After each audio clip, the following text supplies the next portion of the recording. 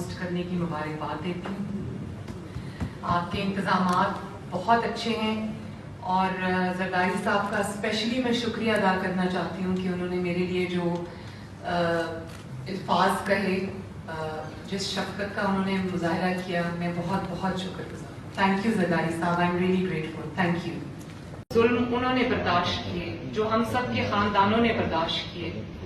اس کے باوجود میں یہ کہنا چاہتی ہوں کہ پاکستان کو اس نسل کی قربانیوں کا ثمر ابھی تک نہیں ملا.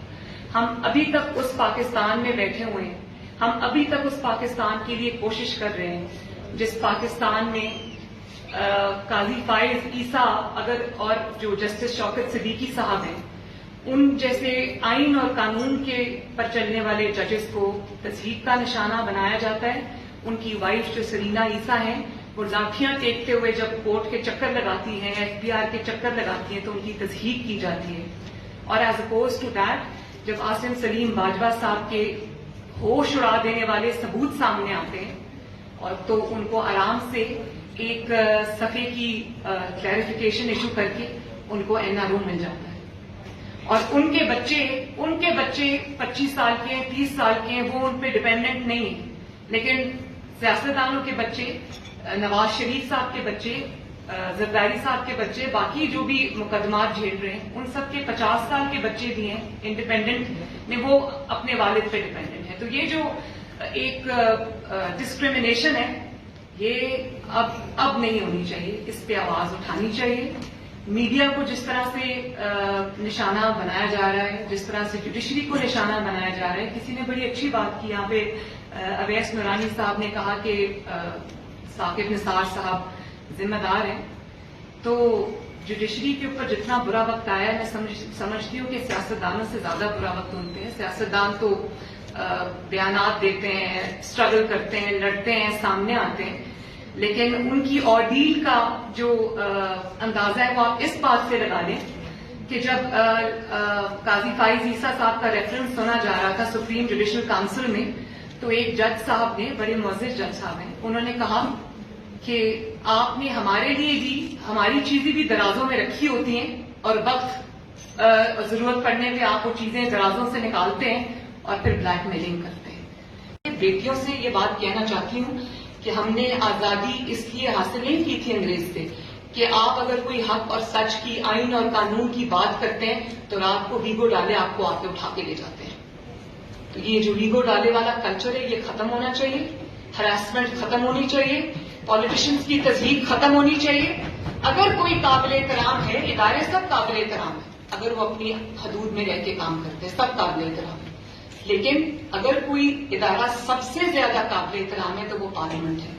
اگر کوئی لوگ سب سے زیادہ پاکستان کے اندر قابل احترام ہیں تو وہ عوام کے ریپرزینٹیٹیوز ہیں.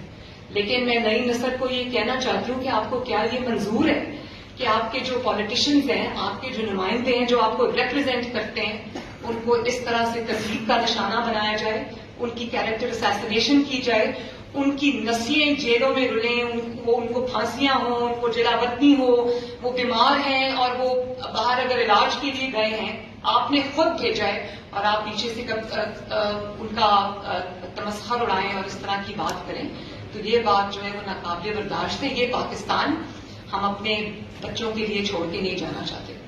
اور پھر میں ضرور ذکر کروں گی اس چیز کا کہ جس کو تحریک انصاف کہا جاتا ہے، انصاف کی تحریک ہے.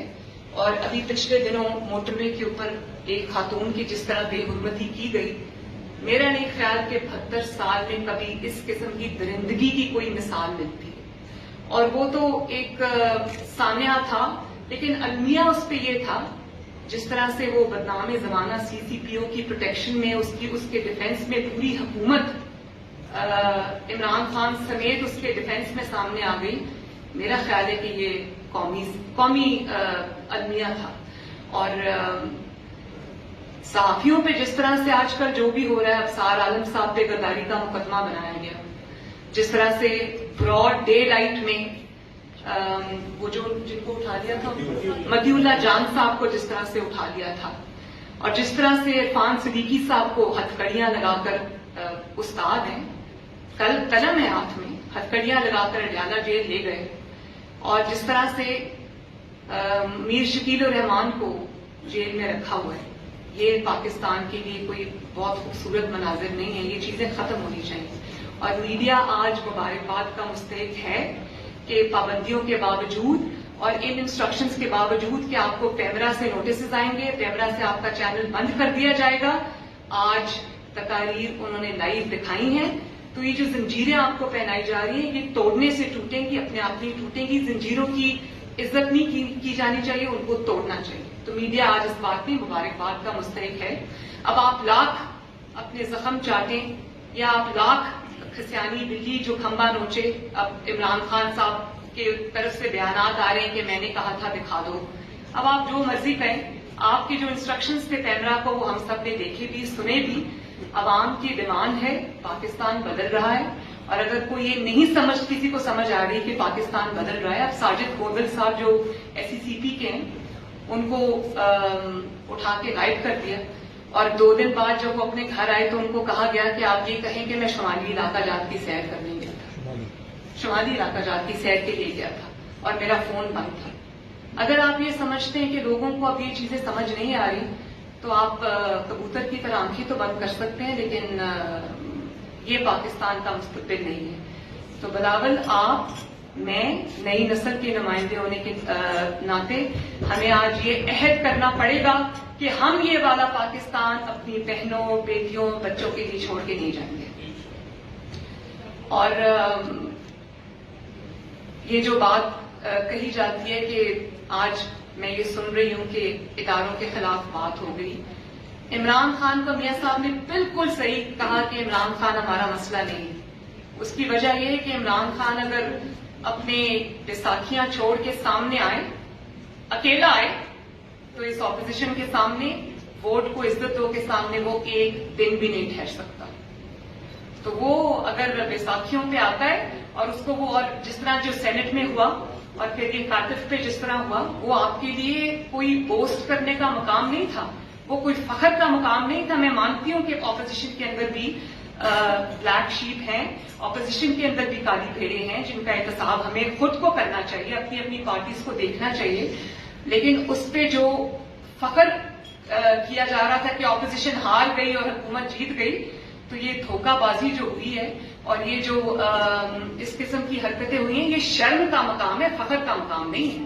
اور یہ نہ صرف حکومت کے لیے شرم کا مقام ہے بلکہ جو اس میں شامل ہیں ان کے لیے بھی یہ شرم کا مقام ہے. اور بطور پاکستانی، پاکستان اسلامی جمہوریہ پاکستان ہے، اس کے لیے یہ شرم کا مقام ہے. تو عمران خان صاحب اکیلے اگر آئیں گے، اکیلے آئیں تو ایک دن میں انشاءاللہ تعالی گھر جائیں گے. لیکن پھر بھی میں یہ کہوں گی کہ اب جو وہ کہتے ہیں نا کہ علامہ اقبال کا شعر ہے جرم ضعیفی کی سزا مرگ مفاجات، میری والدہ یہ کہا کرتی تھی. تو اب تو ہم اب اپوزیشن کے پاس اب کوئی گنجائش نہیں ہے ضعیفی دکھانے کی. ضعیفی اب جرم بن گیا. اب ہمیں آگے بڑھنا ہوگا. ہمیں اس چیز کو عوام کے لیے، کیونکہ جب ووٹ کو عزت نہیں ہوتی، ووٹ کو عزت نہیں ملتی، تو یہ جو مہنگائی ہو رہی ہے اور یہ جو ادویات، آٹا، چینی، پیٹرول، ڈیزل، یہ سب مہنگا ہو رہا ہے، یہ سب علامات ہوتی ہیں. بیماری جو ہے وہ یہ ہے کہ ووٹ آپ جب کسی اور کو ڈالتے ہیں اور نکلے وہ کسی اور کے نام، تو یہ ساری پاکستان کی پرابلم یہاں سے شروع ہوتی ہے. تو یہ آج اپوزیشن کو عہد بھی کرنا چاہیے کہ ہم عوامی توقعات پر پورا اتریں گے، عوام کو اس جعلی حکومت سے نجات دلائیں گے، اور انشاءاللہ تعالی جس قسم کے میں نے چیزوں کا ذکر کیا ہے ان سے پاکستان کو نجات دلائیں گے. آپ سب کا بہت بہت شکریہ.